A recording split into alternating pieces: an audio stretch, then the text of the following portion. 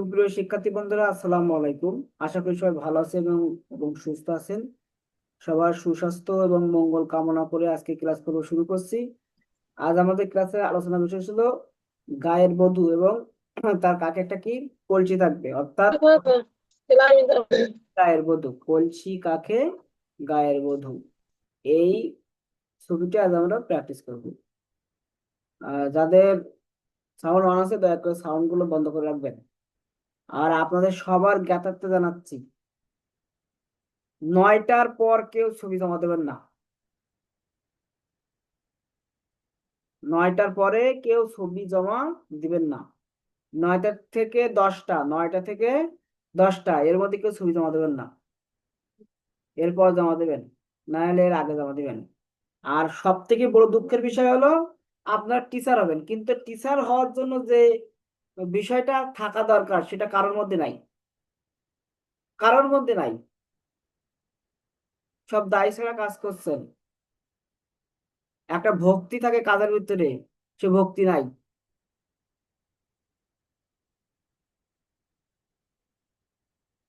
কোনো নিয়ম মানতেছে না, ইচ্ছা খুশি মতন চলছে। এরকম চললে কি ভালো কিছু করা যাবে নাকি? যেখানে আছেন সেই জায়গায় থাকবেন, ওখান থেকে আর আগানো যাবে না। ওই বৃত্ত দেওয়া শিখছেন মানে বৃত্তর মধ্যে সীমাবদ্ধ, বাইরে আর বেরোতে হবে না। 8 থেকে 10 জন ছাড়া কেউ হোমওয়ার্ক জমা দিচ্ছে না। তাহলে তুই 8 থেকে 10 জনের টিচার হবে, বাকিরা সব তুই দেখবে চেয়েছে। স্যার আমি খাতা জমা দিয়েছি, নাম লিখতে মনে নেই স্যার। এটা খুবই দুঃখজনক। জি স্যার, দুঃখজনক। দেখেন আজ আচ্ছা, প্রথম দিকে পাঁচটা ছবি আমার। পলিটিকাকে গায়ের বধূ ছবি আঁকতেছি, দেখেন। আসসালামু আলাইকুম। ওয়ালাইকুম আসসালাম। প্রথমে দেখেন আমরা কি করব, একটা বৃত্ত দিব। বৃত্তটা কেমন দিব আগে দেখে নিয়ে। বৃত্তটা আমরা প্রথম থেকেই একবার রাউন্ড না দিয়ে একটু ডিম্বাকৃতি করে দেবো। একবার রাউন্ড না দিয়ে কি করব, ডিম্বাকৃতি করে দেবো। এরকম, এই যে ডিম্বাকৃতি করে দিলাম। এই আপনারা ছোট করে আঁকতে পারেন, এখন বড় করে আঁকা শেখেন, পরে ছোট করে যাবে। তাহলে আমরা প্রথমে কি করলাম, এরকম ডিম্বাকৃতি করে একটা বৃত্ত দিলাম। এরপর যেহেতু কলসি যখন কাকে থাকে, তখন কি কোমরটা হালকা বাঁকা হয়। সেজন্য আমরা কি করব, এই রেখাটা হালকা এরকম বাঁকা করে দেবো। এই রেখাটা হালকা বাঁকা করে দেবো, নিচে যে রেখাটা দেবো কাজ যখন দিব তখন কি করবো, হালকা বাঁকা করে দেবো। এরপরে এখান থেকে এই যে রেখাটা আনলাম, এটা কিন্তু যে ইউর আকৃতি যে রেখাটা টানি, এই আকৃতি অনুযায়ী আমরা এই যে ইউ হবে এইরকম জায়গায় এরকম হালকা করে আমরা মিশাই দিলাম। এরপর নিচে আর একটা এরকম বক্স মতো করে আঁকি। ঠিক আছে, এই যে বক্স মতো করে আঁকি ওই পর্যন্ত নিয়ে আসলাম। এই যে নিচের যে বক্সটা, এই যে বক্স মতো করে এখানে নিয়ে আসলাম। উপরের দিকে কি হয়, মোটা হয়। আর নিচের দিকে হালকা কি হবে, একটু উপর দিকে আর একটু চিকন পেতি। তাহলে নিচের দিকে লেভেল ঠিক থাকবে। এই যে নিলাম। তাহলে আমরা এখানে কি করলাম, হালকা একটু উঁচা করলাম, উঁচা। এই পর্যন্ত আশা করি সবাই বুঝতে পারছেন। এরপরে কি করব, এখান থেকে এই যে মানানসই করে কোনাকুনি করে এখানে একটা তীর, এখানে একটা ত্রিভুজ অঙ্কন করে দিলাম। এখানে একটা কি করলাম, ত্রিভুজ অঙ্কন করলাম। তাহলে এটা আমার কোমর গেল, এই কোমর থেকে তো বাঁকা হয়ে এই যে এই পর্যন্ত কি হাঁটুর অংশ। তাহলে সামনের দিকেও কি হবে, এই জায়গার থেকে এটাও কি হবে, আমার হাঁটুর অংশ হবে। এটা যদি হাঁটুর অংশ হয়, তাহলে এটা আমার কি হাঁটুর অংশ, এবং এটা একটু সামনের দিকে খোলা আর এটা একটু ভেতরের দিকে ঢোকানো। কারণ এই যে কোমরটা বাঁকা হয়ে যাওয়ার কারণে এখান থেকে এই পর্যন্ত আসলাম। এখন এই নিচের এই মাপটা কতটুকু নেব, নিচের এই মাপটা আমরা কতটুকু নেবো সেটা এখন বিষয়। এই যে কোমর, কোমর পর্যন্ত এই মাথা থেকে কোমর পর্যন্ত যতটুক নিচের সেম মাপ নেব, এই একই মাপ কি নেব, নিচে নেব, আমার মাপ ঠিক আছে কিনা, আমার মাপটা ঠিক আছে কিনা আমরা যাচাই বাছাই করে নেব ওইভাবেই। এরপরে দেখেন আমার বডি স্ট্রাকচার মোটামুটি আমরা কি দিয়ে ফেললাম। এরপরে আমার কি, আমার হাত দিতে হবে, তারপরে আমার কলই দিতে হবে। এখন আমার এই যে উপরে যে একটা অংশ ছিল এবং নিচের একটা অংশ ছিল, এর মাঝখান বরাবর একটা রেখা দিয়ে নেবে। এই মাঝখান বরাবর রেখাটা হলো হাতের কনুই, এখানে যে হাতটা আসতেছে ওই হাতটার কনুই, এই জায়গায় যে হাতটা আসবে, এই জায়গায় আমার এই যে হাতের কনুই, কনুই থেকে এখান থেকে এই যে সামান্য নিচের দিকে আসবে, এই যে এই বরাবর হাতের এই যে কবজির উপরের অংশ, কবজির উপরের অংশ, তাহলে এদিকটা একটু মোটা হয়ে আসলো, এখান থেকে আমার কি আসলো, এই যে কবজির উপরের অংশ। এরপরে আমার এখান থেকে কি, এই যে কবজি, হাতের কবজি, তারপরে এটা আমার আঙ্গুল, হাতের আঙ্গুল, আর এখান থেকে এরকম চিকন করে দেখা গেলাম। এরপরে সেম ভাবে আর একটা হাত আমরা এখান থেকে যে বের করে দিলাম, একই রকম ভাবে বের করে দেওয়ার পরে এই জায়গায় কি করব, এই যে কাকের উপরে একটা বৃত্ত দেবে, এরকম কাকের উপরে কি করবো, একটা সুন্দর করে একটা বৃত্ত দিলাম কাকের উপরে, এই গার দিকে একটু চাপাই দেব, দিয়ে ওই বৃত্তটা সুন্দর করে এবং ফুটাই তুলবো। তারপরে এর মাঝখান বরাবর এই বৃত্ত মাঝখান বরাবর রেখা দিলাম, দিয়ে এখানে কি দিলাম, কলসের গলা দিলাম এখানে, এই যে নিচ দিয়ে এরকম করে দিলাম, উপর দিয়ে এরকম করে দিলাম, তারপর এই যে চিকন করে গলা দিয়ে দিলাম, চিকন করে আমরা গলাটা দিব, মানানসই করে আমরা দিব। এই পেন্সিলের মাথা চিকন করে নেবেন, আমার পেন্সিলের মাথা মোটা হয়ে গেছে, আপনাদের ওই ডার্ক বোঝানোর জন্য মোটা মোটা করে নিয়েছিলাম।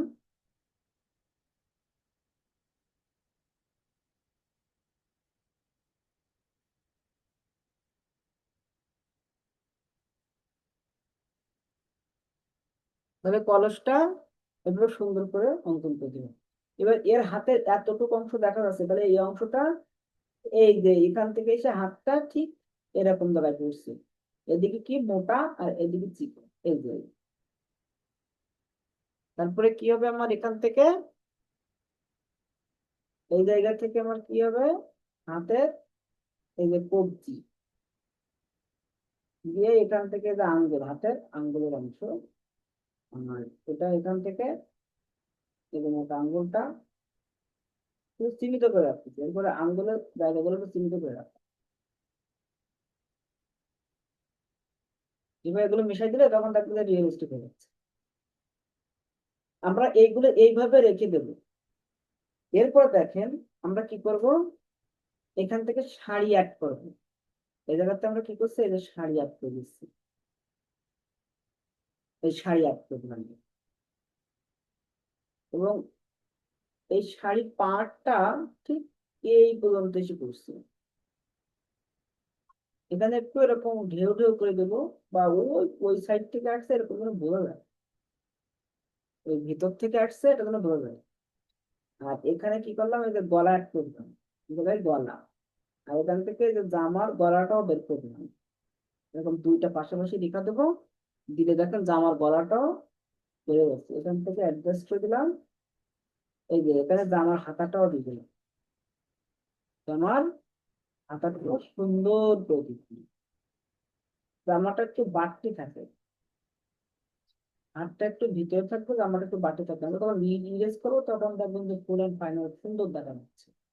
তাহলে এখান থেকে আমরা এই যে শাড়ির ভাঁজটা দিয়ে দিলাম, ঠিক আছে, আর এই জায়গা থেকে এই যে জামার এখান থেকে পেটের অংশ, এখান থেকে জামার পেটের অংশ, এরপর এখান থেকে এই যে কোমরের অংশ,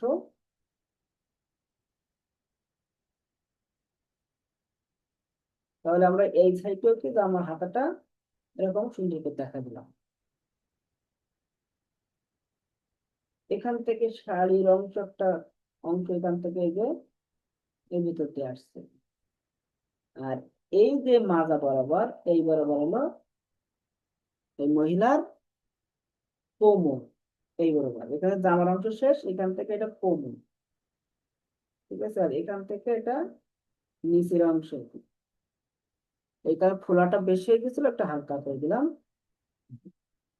তাহলে আমার উপরের অংশ সব ভারী হলো, তাহলে নিচের অংশ আমার কি করতে হবে, একটু ভারী করতে হবে। এবং এই যে মাঝখানে যে ত্রিভুজ ছিল না, ওই ত্রিভুজের নিচ দিয়ে এরকম ভাঁজ আসবে, শাড়ির ভাঁজগুলো এরকম কুচিগুলো ওই ত্রিভুজের নিচ দিয়ে আসবে। কারণ ওখান থেকেই সবকিছু এরকম ভাঁজ আকারে শুরু হবে, ওখান থেকে। এবং এখানে একটু ডিপ বেশি হয়ে গেছিল, একটু কমাই দেবো, দিয়ে একটু ব্যালেন্স করতে। তাহলে আমরা এরকম ব্যালেন্স করতে পারলেই আমাদের হয়ে যাবে। এরপর এখান থেকে আমরা এই যে এই জায়গা থেকে এই সোজাসুজি এই যে পায়ের অংশ ছিল, এই পায়ের অংশ সোজাসুজি আমরা এখান থেকে শুধু পায়ের পাতাটা জাস্ট ফোটাই তুলবো, পায়ের পাতাটা, জাস্ট পায়ের পাতাটা আমরা কি করলাম, ফোটাই তুললাম। এখানে এরকম রেখা দিত, ডিটেলস অন্যদিন করবো, আজকে শুধু জাস্ট ফোটাই তুলবো। আর এখানে শুধু পাতাটা দেখা যাচ্ছে, এখানে শুধু জাস্ট পাতাটা দেখা যাচ্ছে,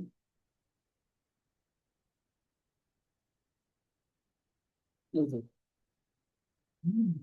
পাতাটা শুধু দেখলাম। এরপর দেখেন আমার এখান থেকে এটা চুলের অংশ হালকা করে এরকম দিয়ে দিলাম। দেওয়ার পর এখান থেকে আমরা কি করলাম, শাড়ির অংশ দেখা দিলাম, এই যে শাড়ির অংশ এখানে এসে পড়ছে, এখান থেকে এই যে শাড়ি, এখান থেকে আরো কয়েকটা ভাঁজ দিয়ে দিলাম, এই যে মাথা ঘুরাই দিলাম, দিয়ে এখান থেকে এটা শাড়ির অংশ আমার এখানে এসে পড়ছে। যদি কেউ মনে করে যে এইগুলো আমরা কি করব, এইগুলো আমরা মানে ফাঁকা রাখবো, রাখতে পারেন। আর যদি কেউ মনে করেন যে না এইগুলো কাজ করে দেবো, কাজ করতে পারেন। এক কথায় এখান থেকে এটা শাড়ির অংশ, আর এটা কিন্তু ভিতর থেকে আসছে।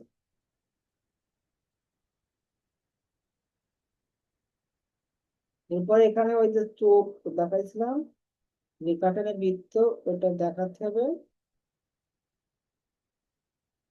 এরকম সুন্দর করে দেখাতে হবে। পেন্সিলের মাথা চিকন করে নেবেন, চিকন করে নিয়ে ওটা দেখাই দেবেন।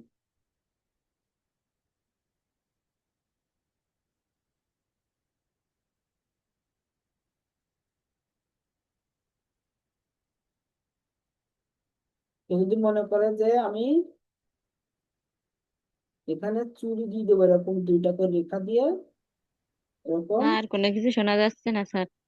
দুইটা রেখা দিয়ে আপনারা কি করতে পারবেন, এখানে চুড়ি দেখা দিতে পারবেন। এখানে এরকম করে দুইটা করে রেখা দিয়ে পাশাপাশি চুড়ি দেখা দিতে পারবেন, হাতের চুড়ি। এরপরে এখানে যে শাড়িগুলোর যে আঁচলটা আছে এটা একটু ডার্ক করে দেন, তাহলে আমার পার্থক্যটা বেড়ে যায়, এখান থেকে পার্থক্যটা বেড়ে যায়। এবার ডার্কের মাধ্যমে না মিশিয়ে ডার্কের মাধ্যমে বোঝা যাচ্ছে পার্থক্য। পাটা একটু আমরা মোটা মোটা করে দিলাম, ওর সাথে অ্যাডজাস্ট করে। আর এখান থেকে এটা একটু ভ্যানিশ করে দিলাম। বা এই পাটা সামনাসামনি দিতে পারেন, এই পাটা এরকম করে না দিয়ে এ পাটাও কি এরকম সামনাসামনি দিতে পারেন, এরকম সামনাসামনি দিতে পারেন। একদিকে ফেরাই দিতে পারেন, আবার সামনাসামনিও দিতে পারেন হালকা।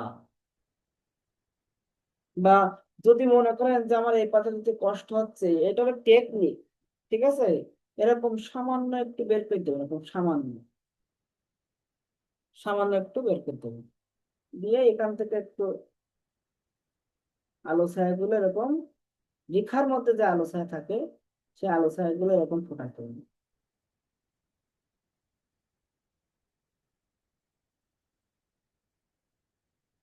এবার অতিরিক্ত অংশগুলো আমরা একটু এর যে পেটটা একটু বের করে দিই, দেখেন তখন রিয়েলিস্টিক মতো হয়ে যাবে। এগুলো মিশাই দিলাম, দিলে দেখেন তখন রিয়েলিস্টিক হয়ে যাচ্ছে আস্তে আস্তে।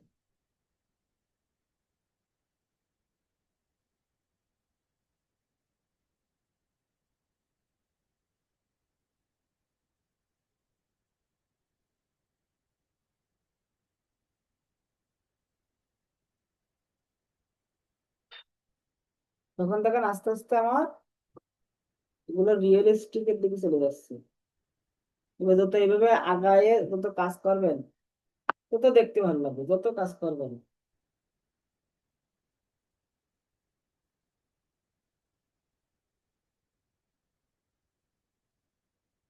এ কি খুব কঠিন মনে হচ্ছে নাকি?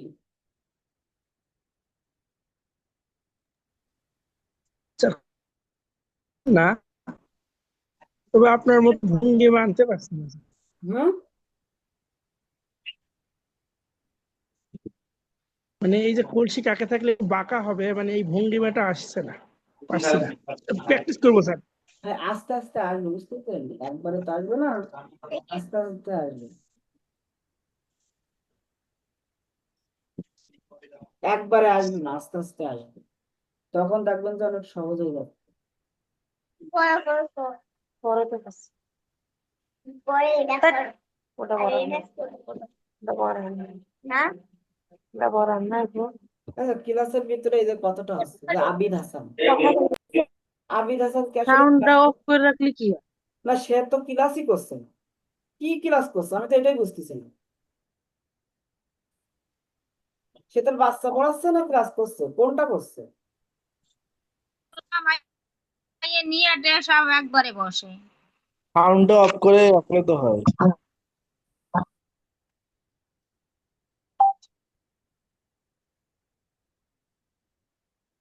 এরপরে আমরা এখানে জুতা যা কিছু যুক্ত করতে পারি। আর একটা জিনিস আছে, সেটা যত সহজ ভাবে ফোটাই তোলা যায়। মনে করি কলসিকে গায়ের বধূ আছে, আমার তো বলে নাই যে কলসিকে গায়ের বধূ পা অঙ্কন করো, সব কিছু অঙ্কন করো। আমরা তখন কি করতে পারি? আমরা মনে করেন যে এখানে ঘাস দিব, এই যে এখানে এখানে ঘাস দিব, বা এর পাটা যেন না দিতে হয়, এজন্য এখানে ঘাসটা দিয়ে ঢেকে দেবো, দিয়ে এখানে এরকম রাস্তা দিতে পথ, এরকম পথ দিয়ে দেবো এখান থেকে। দেখেন এই স্ক্রিনে দাগাচ্ছে কে এবার? স্ক্রিনে দাগ দিচ্ছেন কেন? এই যে এরকম করে আমরা পথ দিয়ে দিলাম এখান থেকে, ঠিক আছে?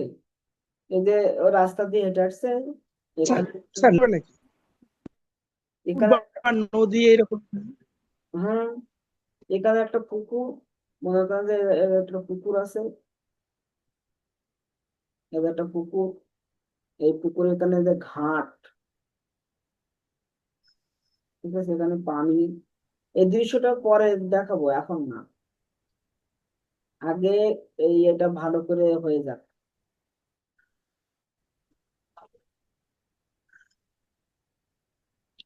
ঠিক আছে, এখানে পানি দিলাম। এই যে দূরে, এরকম দূরে আমরা এরকম দৃশ্য দিয়ে দিলাম।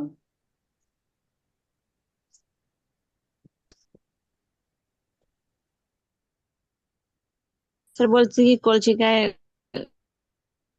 কলসি বধূ আর কলসিকা দিলে তো আসছে, তখন তো আর নদী নদী দেওয়া লাগে। না, দৃশ্য অবশ্যই অ্যাড করতে হবে। কলসিকে গায়ের বধূ মানে কি শুধু কলসি? কখনোই না।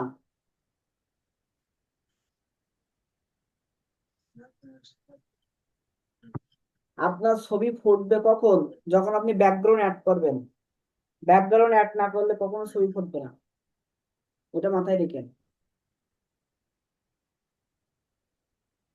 এই যে আমরা পুকুরে পাড় দিয়ে দিলাম,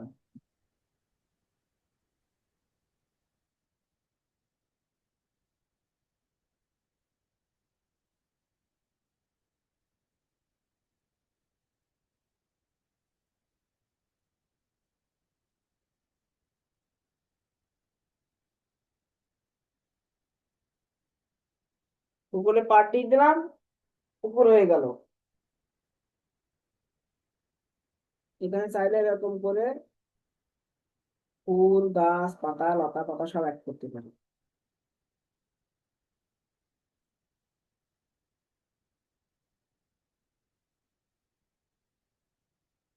রাস্তা করে দিলাম।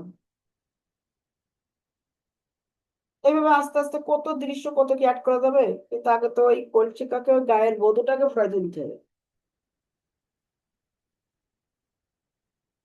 আজকে বেশি কিছু দেখালাম না, জাস্ট সিম্পল একটা বিষয় দেখালাম। মুখটা আঁকবেন, আমি আবার দেখাচ্ছি, মুখটা আঁকবেন এরকম শেপ দিয়ে।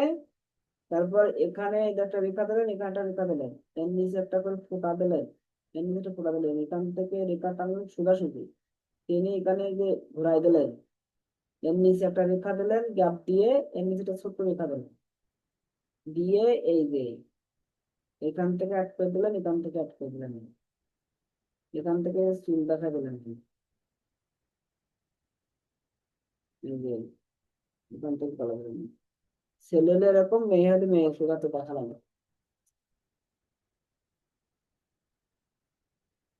সবাই ক্লিয়ার? ক্লিয়ার। সহজ কিন্তু, শুধুমাত্র কিন্তু রেখা দিয়ে মুখ ফোটায় তোলা হয়েছে, কোনো কিছু কিন্তু ডিটেলস করা হয়নি।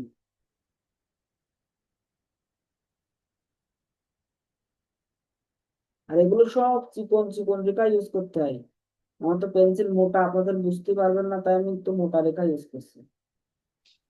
স্যার 6x6 মধ্যে আঁকতে পারবো না।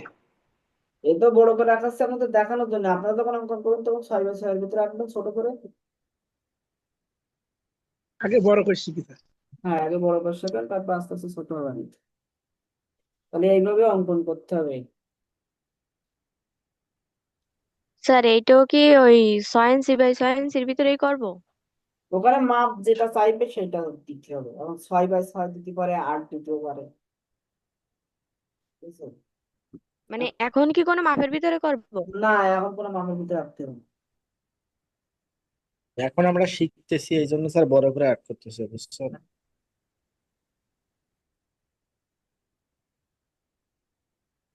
এখন অঙ্কনের সিস্টেম তো সবাই বুঝতে পারছি, এতেও কোনো সন্দেহ তো নাই। স্যার এঁকে দেবো না স্যার, আপনার নিয়ম এঁকে দেবো না। স্যার অনেক সহজ এটা।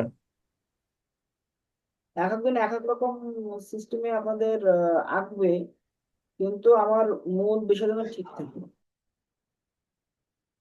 কম্পোজিশন, ফিগারের গঠন, এসবগুলো যেন ঠিক থাকে। কারণ এক এক গুলো আঁকার ধরন এক এক রকম, বুঝছেন? আমরা যদি বেশি কাজ করিনি, জাস্ট শুধু রেখা দিয়ে একটু বিষয়টা ফোটাই তুলছি, আমাদের যদি কাজ করা হয় তখন তো রিয়েলিস্টিক হয়ে যায়। কিন্তু আমার তো আসলে পরীক্ষার খাতায় রিয়েলিস্টিক করার আমার প্রয়োজন নেই, কোনো আছে, কোনো প্রয়োজন নেই। আমার পাস করার দরকার, আমারও আর্টিস্ট হওয়ার দরকার নেই। পাস করতে হবে, আর্টিস্ট হতে হবে না।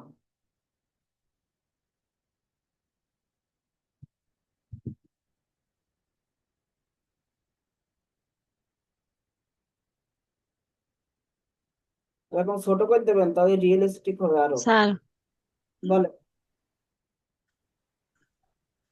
স্যার বলছি কি ওই মানে আমাদের তো বুড়ি ছিল যে এখানে এবারে শিশু আঁকাতে হবে, তাই একবার একটু দেখে দেন তো কিভাবে। বুঝি নাই। মায়ের কোলে শিশু আঁকাতে গিয়ে ওই মানে কলসের এখানে কলস না দিয়ে শিশু দিলে তো হবে।